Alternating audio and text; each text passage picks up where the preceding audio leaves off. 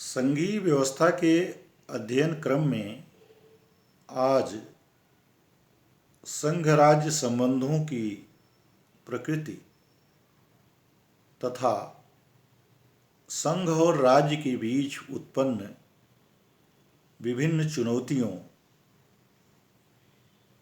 का विश्लेषण करेंगे। वास्तव में आज अधिकांश संघीय देशों में सहकारी परिसंघवाद का विचार दिखाई देता है। एच विर्क ने सहकारी संघवाद की संकल्पना का उल्लेख करते हुए लिखा है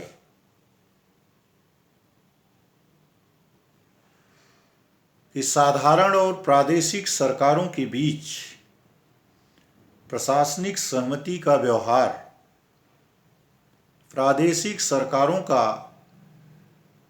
साधारण सरकार से प्राप्त होने वाले संदायों पर आनुषंगिक रूप से निर्भर होना और यह शर्त कि साधारण सरकार सशस्त्र अनुदान के प्रयोग से उन विषयों में विकास की वृद्धि करती है जो संविधान द्वारा प्रदेशों को समुन्निदिष्ट हैं। यहाँ पर साधारण सरकार से तात्पर्य संघीय सरकार से है।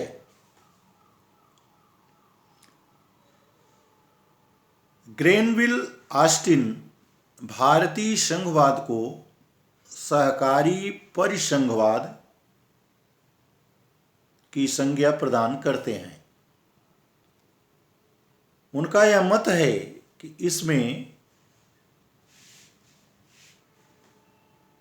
जो शक्तिशाली है वह केंद्रीय सरकार है। उच्चतम न्यायालय ने भी विभिन्न उपबंधों का निर्वचन करते हुए कहा कि संघीय संरचना या संघकल्प संरचना का विकास करते हुए उस समय प्रदत्त दशाओं के संदर्भ में यह आवश्यक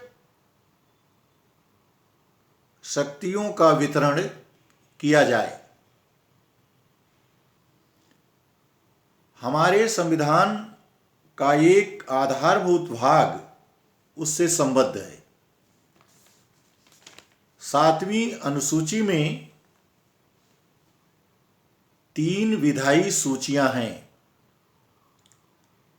संविधान के अनुच्छेद में यह कहा गया है कि भारत राज्यों का संघ है और संविधान का निर्वचन करते समय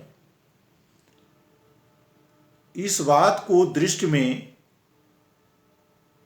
रखना चाहिए कि संघ या संघकल्प संविधान की सारभूत संरचना क्या है।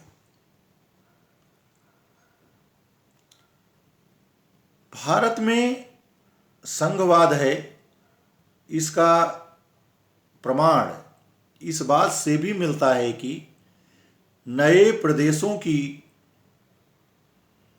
राज्य बनाने की मांग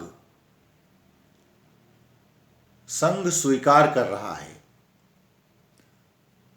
और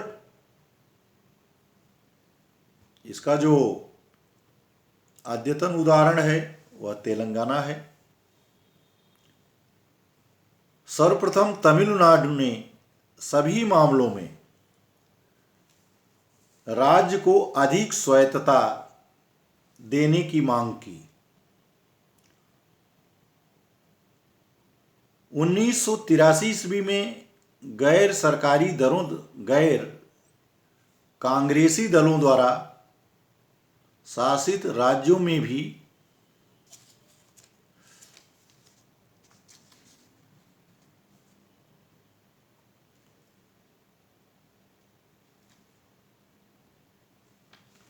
इस तरह की मांग उठने लगी।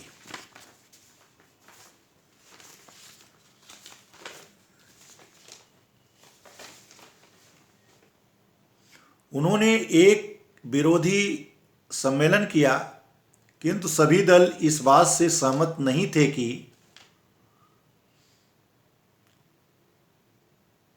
उनका मत था कि संघ देश की सुरक्षा के लिए खतरा है। तत्कालीन मोरारजी देसाई सरकार ने योजना सहायता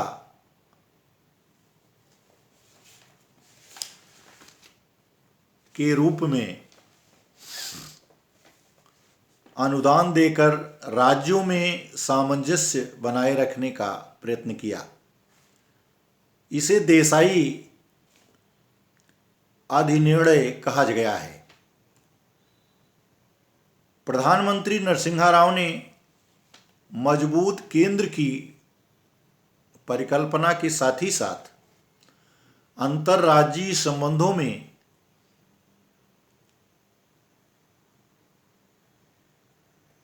लचीलेपन का समर्थन किया।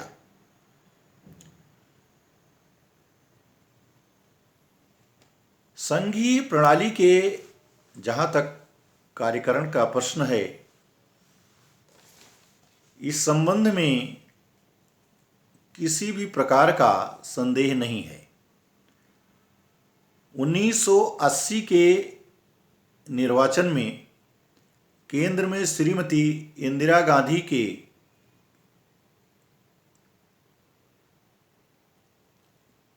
दल को अधिक समर्थन मिला,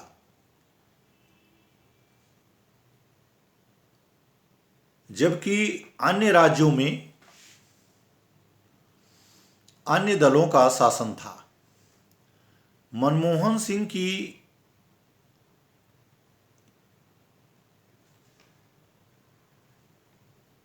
सरकार में क्षेत्रीय दल सम्मिलित थे।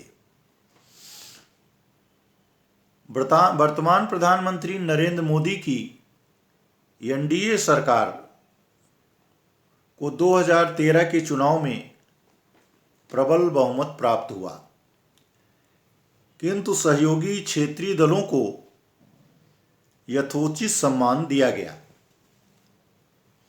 अतः केंद्र द्वारा राज्यों को सहयोग प्रदान करने का आश्वासन संघीय प्रणाली के कार्यकरण का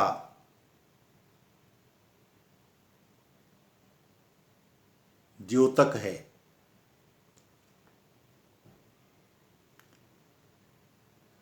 वर्तमान समय में देखें तो जीएसटी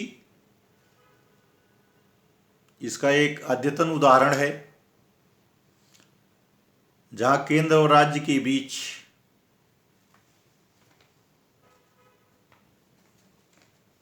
सहयोग की प्रवृत्ति दिखाई देती है।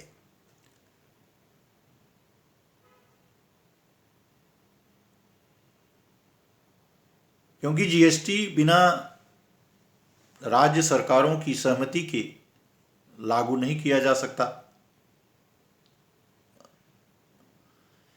केसी वीयर ने लिखा है कि यदि राज्य सरकारें अपने तक ही पूर्णतया सीमित रहती हैं तो उनको एक दूसरे के अनुभव का लाभ न मिलने के कारण कार्य कुशलता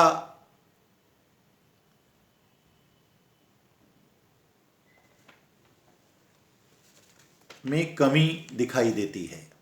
माने यदि केंद्र और राज्य इन दोनों परस्पर एक दूसरे के सहयोग से कार्य करते हैं तो इससे उनको कार्य कुशलता का लाभ प्राप्त होता है।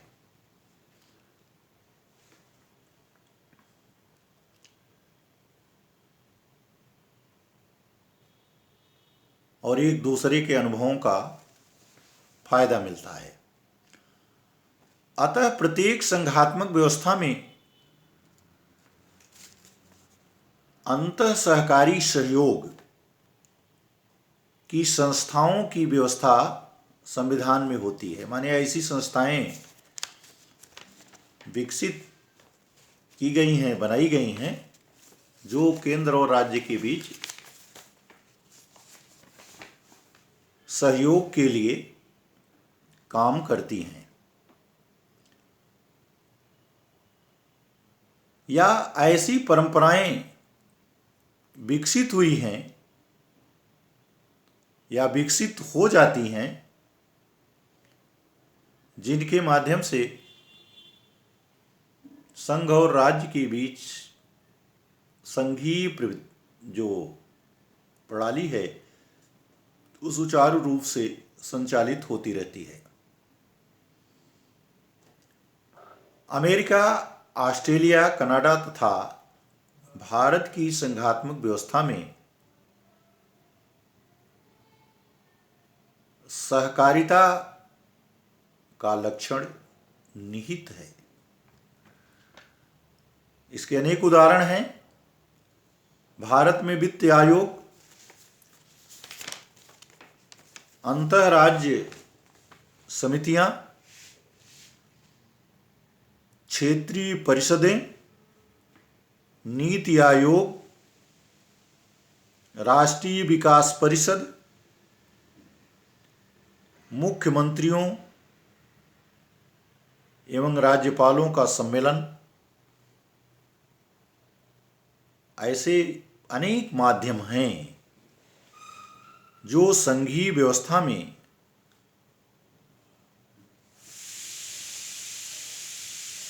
परस्पर सहयोग की भावना विकसित करते हैं और संघ और राज्य को एक दूसरे को समझने और सहयोग करने का अवसर प्राप्त होता है।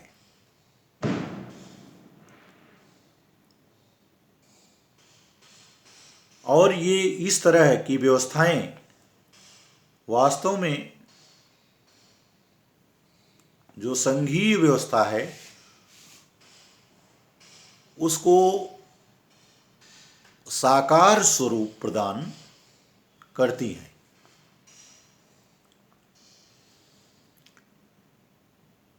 केंद्र और राज्य के संबंधों के संदर्भ में कई प्रकार के आयोग गठित हुए और इन आयोगों ने संघ और राज्य के बीच जो विवाद थे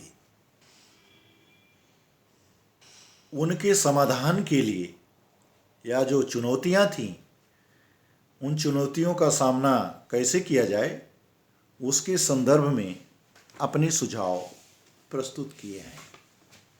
और इसमें एक बहुत ही महत्वपूर्ण है वो प्रशासनिक सुधार आयोग।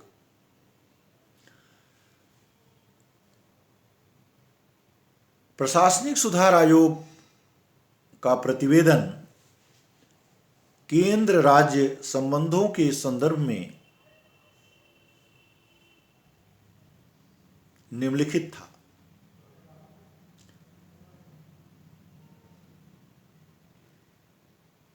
प्रशासनिक सुधार आयोग ने इस बात पर बल दिया कि केंद्र में सभी प्रशासनिक शक्तियों का केंद्रीयकरण नहीं होना चाहिए।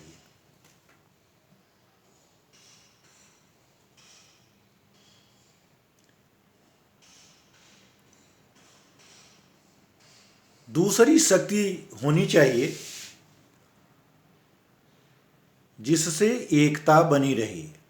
माने अगर सभी प्रशासनिक शक्तियां केंद्र के ही हाथ में रहेंगी तो निश्चित रूप से केंद्र और राज्य के जो संबंध हैं वो प्रभावित होंगे। अतः इसमें एक दूसरी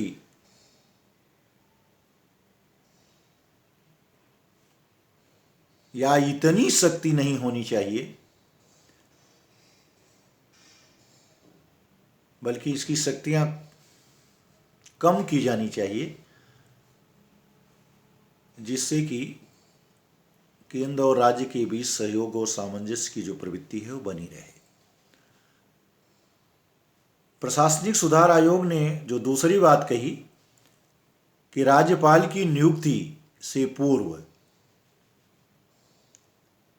राज्य का जो मंत्रिमंडल है उससे परामर्श किया जाना चाहिए, क्योंकि राज्यपाल जो काम करता है वो राज्य में ही करता है और राज्यपाल की शक्तियों को लेकर के या उसके कार्य पद्धति को लेकर के, विशेषकर उन राज्यों में जहां केंद्र से पृथक राजनीतिक दलों की सरकारें हैं, अधिकांश विवाद उत्पन्न होता रहता है। तो प्रशासनिक सुधार आयोग ने कहा कि राज्यपाल की जो नियुक्ति है उसको किए जाने के पूर्व राज्य मंत्रिमंडल से परामर्श किया जाना चाहिए। तो इसे राज्य जो राज्यपाल हैं उनको लेकर के किसी भी प्रकार की उनकी शिकायत नहीं कर सकेंगे। तीसरी बात थी कि राज्यपाल की स्वविवेकी शक्तियों के मार्गदर्शन हेतु नियमों का निर्माण अंतर्राज्यीय परिषद द्वारा होना चाहिए। इसमें जो विपक्ष है उसको भी सम्मिलित करना चाहिए और अनुमोदन के लिए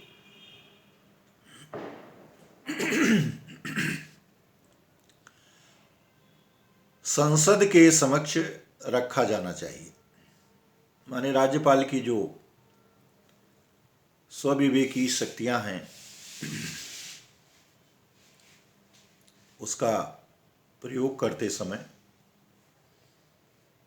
इन चीज़ों को ध्यान में रखना चाहिए, क्योंकि इसको लेकर के भी विवाद उत्पन्न होता है। चौथी बात जो प्रशासनिक सुधार आयोग ने कहा कि शांति और सुव्यवस्था स्थापित करना केंद्र का दायित्व है और शांति की स्थापना हेतु सेनाओं का प्रयोग किया जा सकता है। प्रशासनिक सुधार आयोग ने यह स्वीकार किया कि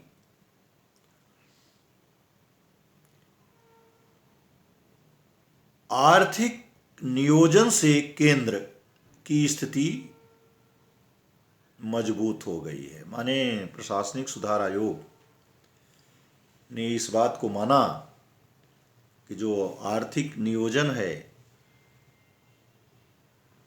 या वर्तमान समय में जो नीति आयोग है उसके माध्यम से केंद्र की जो स्थिति है वो ज़्यादा मजबूत हुई है।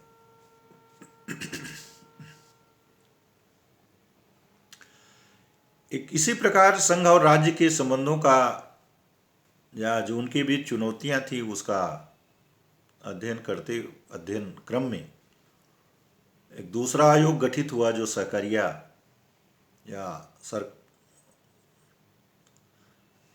सहकारिया आयोग के नाम से जाना जाता है। इसने भी अपने सुझाव दिए। सहकारिया आयोग ने इस बात पर बल दिया कि संविधान में उचित संशोधन के माध्यम से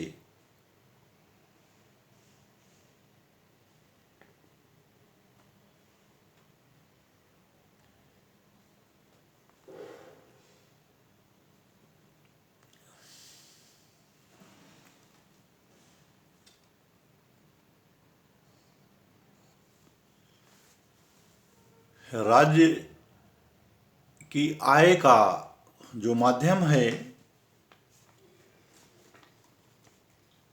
उसको बढ़ाया जाना चाहिए। संघ सरकार को आयकर पर अधिभार नहीं लगाना चाहिए। तीसरी बात जो सहकारिया आयोग ने कहा उसमें इस बात पर बल दिया गया कि खनिज, पेट्रोलियम तथा गैस दरों की समीक्षा प्रति दूसरे वर्ष की जानी चाहिए। चौथी जो बात थी कि प्राकृतिक आपदाओं के समय जब इस तरह के संकट आते हैं, आज आप उसमें वर्तमान समय में कोरोना को आप लोग देख ही रहे हैं, उसमें तुरंत जो है केंद्र सरकार के द्वारा राज्यों को सहायता प्रदान की जानी चाहिए। पांचवी बात थी कि संघ सरकार को अनुच्छेद 293 के भाग 4 के अंतर्गत राज्यों को बैंकों और वित्तीय संस्थानों से 1 वर्ष से कम अवधि के उधार लेने के लिए सहमति देनी चाहिए। और अगली बात जो सहकारिता आयोग ने कहा था, उसमें इस बात पर बल दिया गया कि वित्त आयोग में विशेषज्ञों के स्थान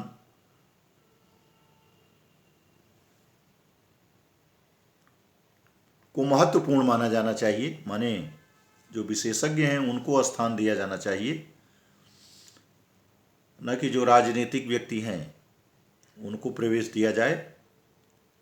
और इसमें राज्यों के भी जो विशेषज्ञ हैं उनको वित्त आयोग के सचिवालय में स्थान दिया जाना चाहिए। तो इस प्रकार के सुझाव सहकारिता आयोग ने जो है दिए थे। लेकिन वास्तव में अगर हम देखें तो सबसे जो गंभीर विषय उत्पन्न होता है कि जो राज्य हैं उनकी केंद्र से क्या शिकायत है।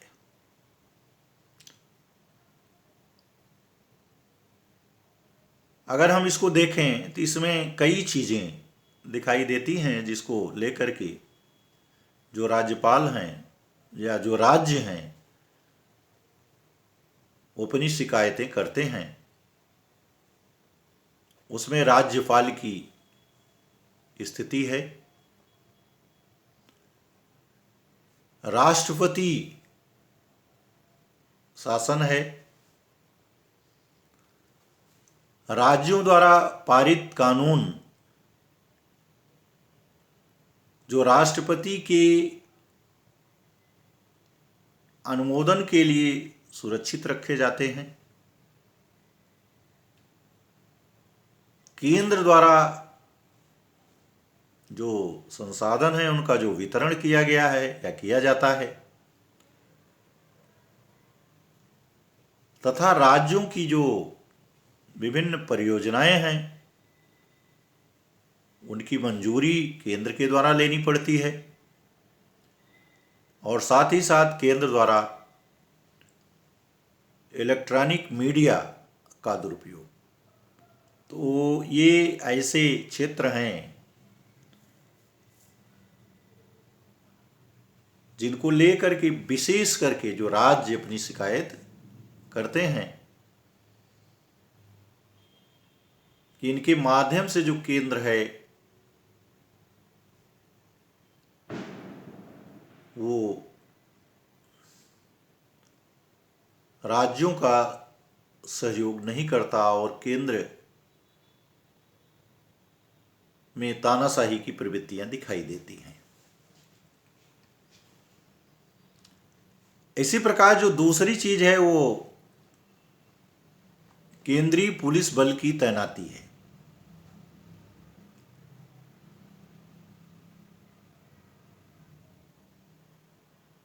केंद्र का यह मत है कि राज्यों में जो संघ की संपत्ति है उसकी रक्षा करना, उसको सुरक्षा प्रदान करना तथा नागरिक प्रशासन में सहायता देने के लिए केंद्रीय सुरक्षा बल तैनात किए जाते हैं। जबकि सार्वजनिक व्यवस्था का दायित्व केंद्र का होता है। लेकिन कभी कभी राज्य की इच्छा के विरुद्ध केंद्रीय बल तैनात किए जाते हैं,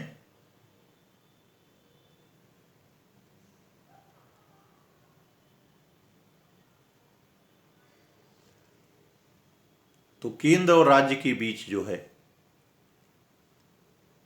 विवाद की स्थिति उत्पन्न होती है।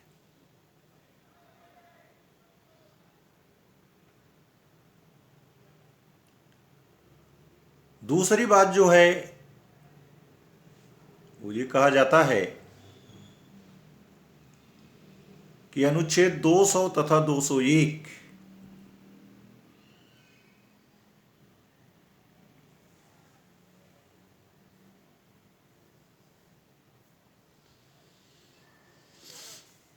इसके कारण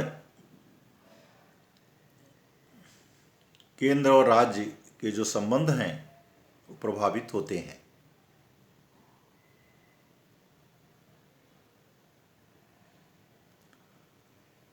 इसके अलावा अन्य बहुत सी बातें हैं,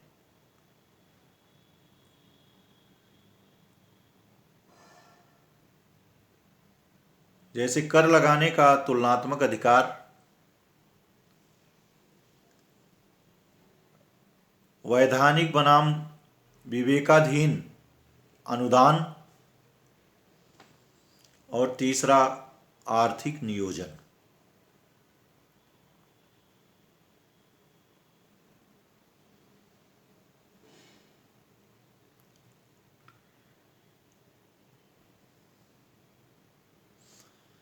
तो ये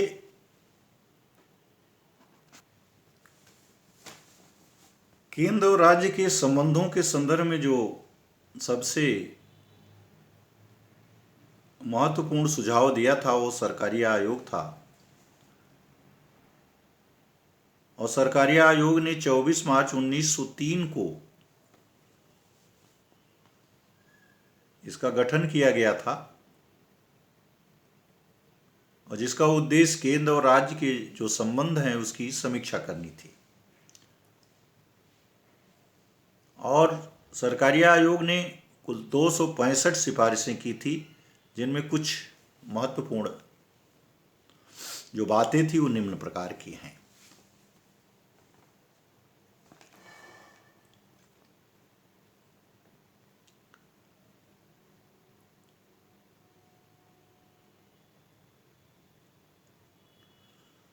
सरकारी आयोग का यह मत था, नंबर 1, कि अनुच्छेद 258 जिसमें केंद्र को अधिकार है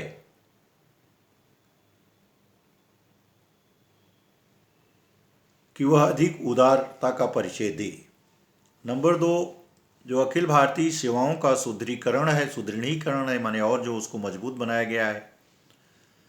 नंबर 3, समवर्ती सूची के विषय पर नियम निर्माण से पूर्व केंद्र की राज्यों से सलाह जो है वो ली जानी चाहिए। चौथी बात, योजना आयोग तथा राष्ट्रीय विकास परिषद में सुधार के साथ ही साथ जो राज्यों की सहभागिता है वो उसमें वृद्धि होनी चाहिए।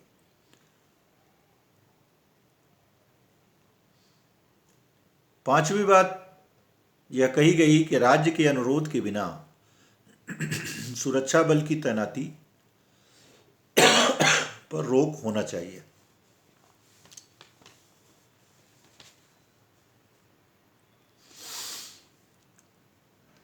अगली बात थी, अपना पद छोड़ने के बाद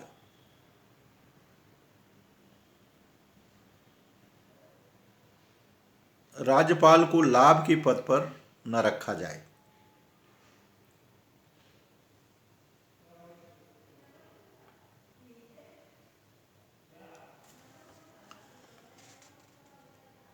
अगली बात थी कि जो सुरक्षित माने राज्यपाल के द्वारा राष्ट्रपति के अनुमोदन के लिए जो विधेयक भेजे जाते हैं उसमें कभी कभी बहुत लंबा समय लग जाता है।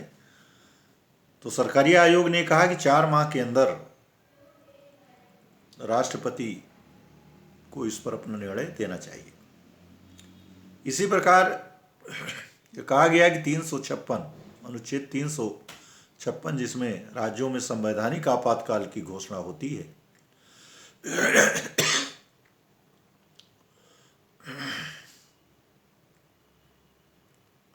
उसका प्रयोग बहुत विशेष परिस्थितियों में किया जाना चाहिए।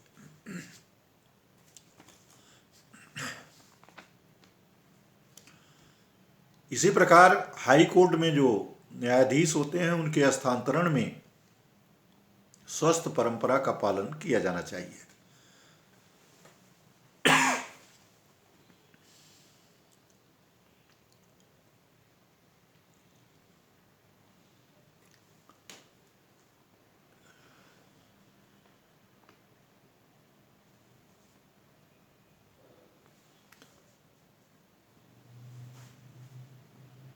केंद्र की सहायता से जो चलने वाली विभिन्न स्कीमें हैं उनकी समीक्षा की जानी चाहिए। कर व्यवस्था में सुधार के लिए विशेषज्ञों की समिति का गठन किया जाना चाहिए। राष्ट्रीय विकास परिषद का पुनर्गठन होना चाहिए।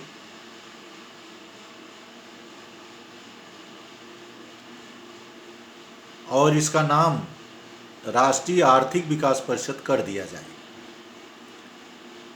राज्यों के परामर्श से धारा 269 के अंतर्गत लगाए जाने वाले करों की समीक्षा हेतु विशेषज्ञ समिति का गठन किया जाना चाहिए। इसी प्रकार शिक्षा संबंधी मानकों के निर्धारण का दायित्व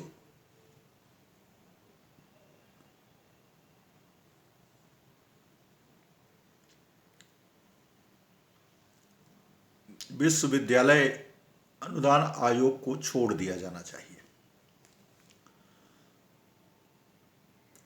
करों के अलावा जो अवशिष्ट अधिकारों को समवर्ती सूची में सम्मिलित किया जाए। संविधान में उचित संशोधन तथा कारपोरेट टैक्स में राज्यों की भागीदारी जो है वो सुनिश्चित की जाए। इसी प्रकार सरकारी आयोग ने यह कहा कि अंतर्राज्यीय जल विवाद अधिनियम में संशोधन किया जाना चाहिए।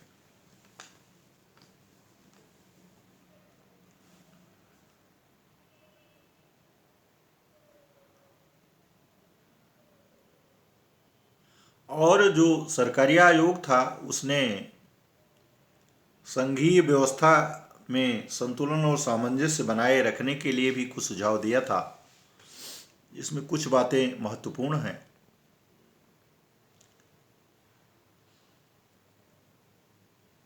यह कहा गया कि केंद्र केवल राष्ट्रीय महत्व के विषय अपने पास रखे। दूसरी बात ये कही गई कि राष्ट्रीय विकास परिषद में राज्यों को उचित प्रतिनिधित्व दिया जाए।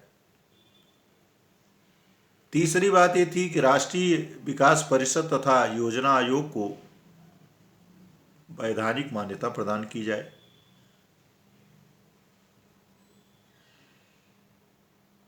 अगली बात थी कि राज्यसभा में 30 लाख से कम आबादी वाले राज्यों को छोड़कर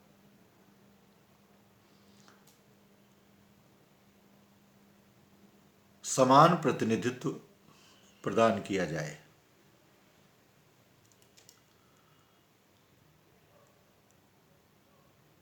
और राज्यसभा का प्रत्यक्ष चुनाव किया जाए।